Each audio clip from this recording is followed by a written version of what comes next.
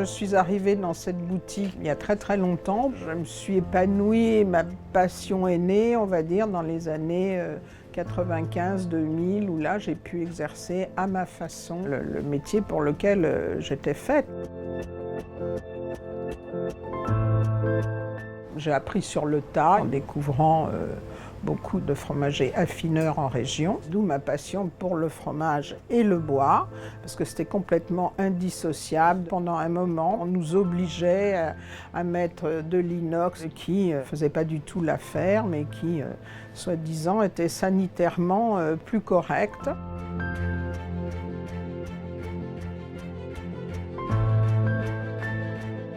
Et puis, quelques années plus tard, on a eu la permission de remettre nos planches, et ça, c'est grâce aux affineurs de province qui ont montré l'utilité du bois sur le croûtage des fromages, sur leur saveur, sur tout. Cette renaissance était indispensable. C'est complètement lié, associé. Nos boutiques respirent le bois, nos caves aussi. Et puis, c'est aussi maintenant ancestral, quoi. Donc, un reblochon sans son disque de bois, c'est plus le reblochon. Indispensable pour le Mont d'Or, parce que la plupart du temps, on le mange à la cuillère. Alors, il faut savoir qu'il y a déjà une sangle d'épicéa, mais ce n'est pas suffisant puisqu'il faut un fond. Et puis, les gens sont habitués à le trouver comme ça. Donc, indispensable la boîte pour le consommer, pour le transporter, pour l'affiner, l'amener à maturité.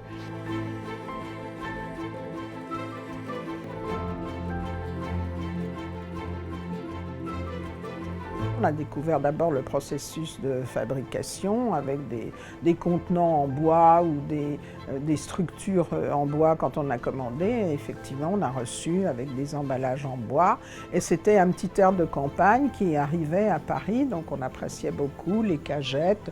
Elles étaient un peu de ce style-là, ça continue d'ailleurs. Elles ont plein de vertus, bien sûr, c'est assez solide. En termes de conservation, c'est formidable au niveau absorption d'humidité.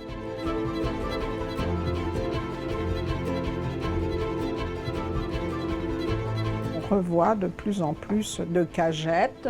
Les gens adorent la boîte de camembert. Nous-mêmes, évidemment, on les recycle toutes pour faire ce genre de présentation. On a fait faire aussi des plateaux de présentation pour les fromages, sur les tables, sur les buffets, en bois aussi. Le bois est complètement intégré à ce moment-là à l'art de la table. On nous parle d'écologie tous les jours, on y participe déjà en recyclant le bois. Le fait qu'il puisse être et qu'il faut le replanter immédiatement pour que les générations suivantes en profitent, c'est essentiel. Les très jeunes découvrent le bois et ça fait du bien de leur montrer.